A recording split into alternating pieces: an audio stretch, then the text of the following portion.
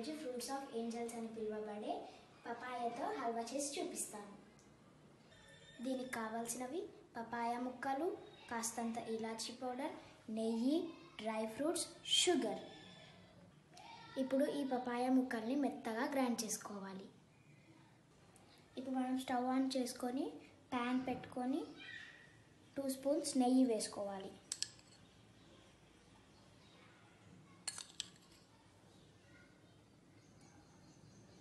ఇప్పుడు నెయ్యి వేడైపోయింది. Dry fruits వేసుకొని దోరగా వేయించుకుందాం.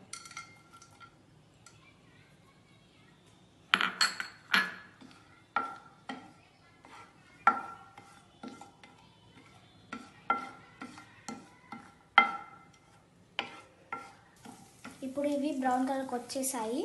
స్టవ్ ఆఫ్ చేసుకొని బౌల్లోకి తీసేసుకుందాం.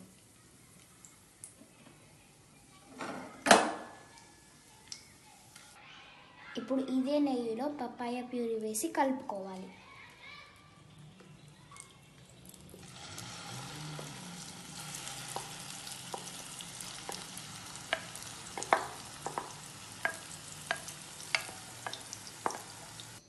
ఈ పపాయలో ఉన్నటువంటి వాటర్ రెడ్యూస్ అయ్యి కలర్ చేంజ్ అయ్యేంత వరకు కలుపుకోవాలి.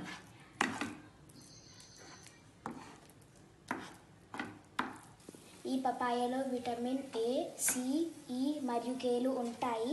దీని లీవ్స్ కూడా మెడిసిన్స్లో ఉపయోగిస్తున్నారు. దీనిలో ఫైబర్ కంటెంట్ కూడా ఎక్కువే. ఇప్పుడు నేను దీంట్లో షుగర్ యాడ్ చేస్తున్నాను. మీకు ఇష్టం అనిపిస్తే కొంచెం నెయ్యి కూడా యాడ్ చేసుకోవచ్చు.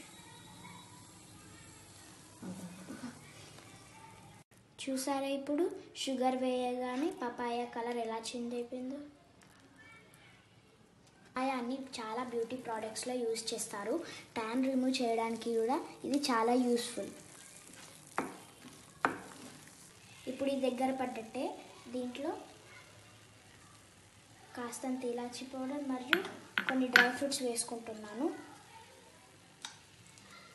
పపాయాను ఇలాగే తినవచ్చు కదా, హల్వా ఎందుకు అనుకుంటున్నారా? మాలాంటి పిల్లలు ఇలా కలర్ఫుల్గా చేస్తేనే ఇష్టపడతారు. ఇది చూడ్డానికే కాదండి,